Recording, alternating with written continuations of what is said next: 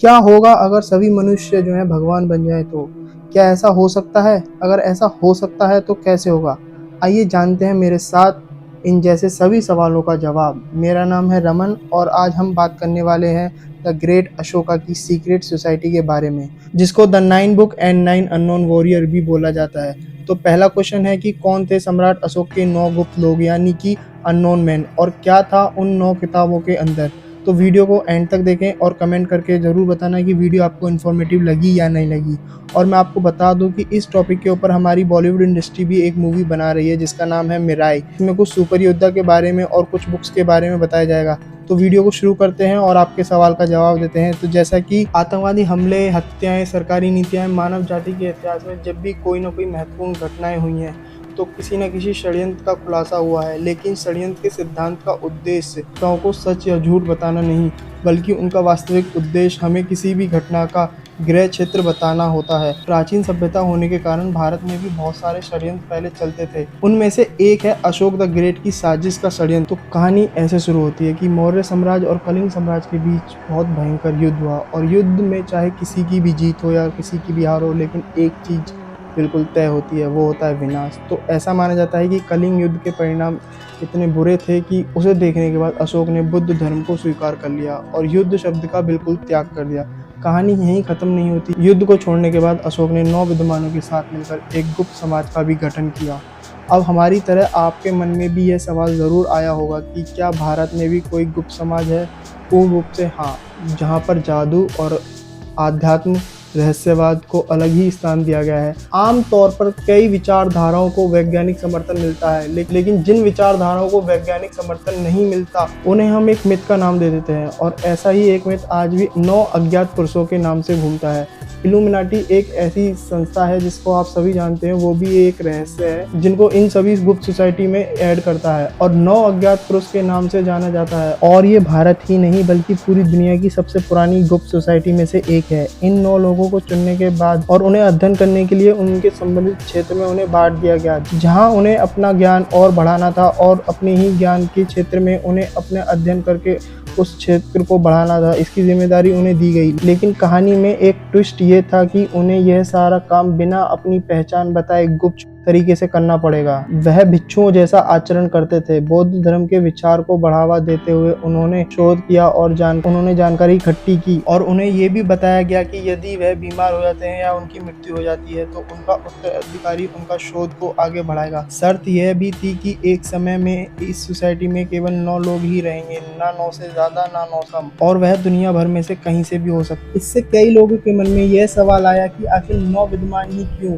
क्योंकि विद्वान अधिक होंगे तो विषय भी अधिक होंगे और ज्ञान भी अधिक होगा। फिर केवल 9 विद्वान ही क्यों? शोधकर्ताओं का कहना है कि हिंदू पौराणिक कथाओं में 9 अंक का विशेष महत्व है। उदाहरण के लिए हिंदू ज्योतिष में नवग्रह, हिंदू दर्शन में 9 स्वाभाविक तत्व, प्राचीन काल में एक राजा के दरबार में 9 प्रभावशाली व्यक्तियों का एक परिषद होना, त्योहार में नवरात्रि का मनाना, और ऐसे ही कई उदाहरण हैं। इसलिए इन 9 लोगों ने भी 9 क्षेत्र में काम किया था, जैसे कि प्रचार, फिजियोलॉजी, माइक्रोबायोलॉजी, कीमिया, संचार, गुरुत्वाकर्षण, ब्रह्मांड विज्ञान, प्रकाश और समाज शास्त्र। इन 9 लोगों का एक उद्देश्य के लिए एकजुट होकर काम करना, यानी हर कीमत पर अपने अध्ययन की रक्षा करना और सुनिश्चित करें कि कोई भी शक्तिशाली विचार या ज्ञान गलत हाथों में ना पड़े। और भारत बदलाव को स्वीकार कर प्रगतिशील बनने के लिए तैयार होगा, तब यह अध्ययन सामने आएंगे, और जब भी व्यवस्था पटरी से उतरेगी यह अध्ययन संतुलन बनाए रखेंगे। इस गुप्त सोसाइटी के बारे में सन 1923 तक कोई नहीं जानता था, जब टैल्बो मुंडी नाम के लेखक ने द 9 अननोन मैन नाम की किताब लिखी थी। इस किताब में उन्होंने 9 विद्वान के बारे में और कहा कि उनके बारे में उन्हें तब पता चला जब वह ब्रिटिश सेना में कार्य करते थे। अब इसकी संभावना बहुत कम है क्योंकि एक भारतीय सम्राट ने यह बात सभी भारतीय वासियों से छुपाई थी, लेकिन यह बात किसी बाहरी व्यक्ति को पता चल गई। यही हमें अगले प्रश्न पर लाता है, क्या गुप्त समाज एक मिथ था या एक सच्चाई? लेकिन टैलबॉट मुंडी ने अपने नोवेल के पीछे के गहन शोध का श्रेय सम्राट अशोक को देते हुए उनको कहना है कि अशोक ने कई विषयों पर बुक लिखी थी जो किसी एक व्यक्ति का काम नहीं है, जिसके पीछे 9 अज्ञात पुरुषों की रिसर्च यहीं खत्म नहीं हुई। इसके बाद लुइस पॉवलेस और जैक्स बोगरियो ने the morning of the magician नाम से एक किताब लिखी थी, जिसमें उन्होंने एक दिलचस्प कहानी बताई और दावा किया पॉप सिल्वेस्टर द्वितीय इन 9 लोगों से पहले मिल चुके थे और उनसे मिलकर जब वह वापस लौटे तो उनके पास कई अजीबोगरीब गैजेट्स थे। उन गैजेट्स में से एक गैजेट था जिसे कांसा गुड़िया कहा जाता था। यह एक ऐसी गुड़िया जिससे जब कोई सवाल पूछा जाता तो वह हाँ या नहीं में जवाब देती, और जब उसने कथित तौर पर सोचा कि वह इस बारे में सभी को बताएगा तो उसकी रहस्य में मौत हो गई। इसके बाद साल 1954 में एक जर्नल में लिखा गया था कि सिल्वेस्टर पॉप जो गुड़िया भारत से लाए थे उसे बाइनरी नंबर्स का इस्तेमाल करके प्रोग्राम किया गया था। आधुनिक दुनिया की किसी भी अन्य इलेक्ट्रॉनिक मशीन की तरह वह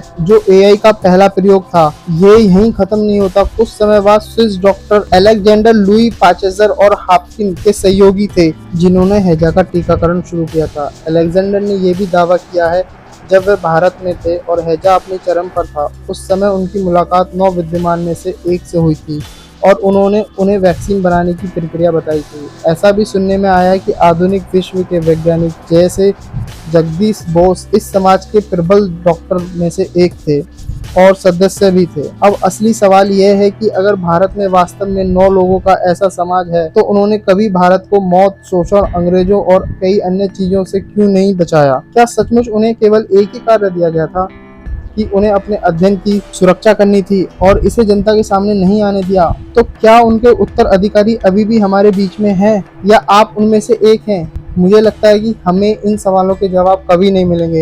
एक अन्य पौराणिक विचार में यह भी माना जाता है कि पॉप सिल्वेस्टर द्वितीय doctor Vikram Sarabhai, doctor APJ Abdul Kalam और आइजैक न्यूटन और यहाँ तक कि एल्बर्ट आइंस्टाइन भी इस समाज का हिस्सा रहे हैं और उन्होंने गुप्त ज्ञान के कुछ अंशों का उपयोग इस संसार की उन्नति के लिए किया है। और अगर आप इन नामों को ध्यान से देखते हैं तो ये सभी उन लोगों के नाम हैं जिन्होंने कोई खोज की है। अगर ऐसा हो सके कि किसी को वो 9 बुक्स मिल जाएं तो वो काफी शक्तिशाली बन सकता है और उसको जीवन की सभी नॉलेज मिल जाएगी जिससे वो अमर भी हो सकता है। मुझे लगता है कि अंत में हम कभी नहीं जान पाएंगे कि भारत में ऐसे कोई गुप्त समाज का अस्तित्व आज भी है या नहीं। भारत में कोई ऐसा गुप्त समाज आज भी कार्य कर रहा है या नहीं, हमें कमेंट में अवश्य बताएं। और अगर आप ऐसी ही बढ़िया मजेदार वीडियो देखना चाहते हैं तो सब्सक्राइब बटन दबाएं और इस वीडियो को लाइक करना ना भूलें और कमेंट में जरूर बताएं कि आपको ये वीडियो कैसी लगी और आपको क्या लगता है कि वो 9 अननोन मैन बुक जो स्टोरी है वो रियल है या फेक है। जो भी आपकी राय है वो हमें कमेंट करके बताएं और चैनल को सब्सक्राइब करें और अगली वीडियोस के लिए हमारी बेल नोटिफिकेशन को दबाएं।